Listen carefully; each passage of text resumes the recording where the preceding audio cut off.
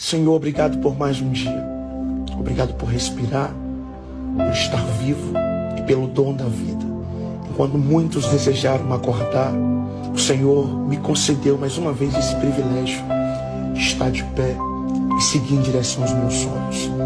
Senhor, vai na minha frente e seja o meu escudo, a minha proteção, o meu socorro bem presente na hora da angústia.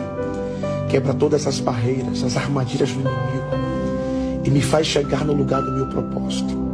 Que nada venha abalar a minha fé. Continue acreditando nas suas promessas e seguindo em direção a ela. Abre a minha visão para que eu possa enxergar os lugares que eu preciso permanecer e os lugares que eu preciso sair. Senhor, não permita que eu insista em coisas que não são minhas, mas permita a minha insistência nas suas promessas, nos seus propósitos, em tudo aquilo que o Senhor escreveu para a minha vida.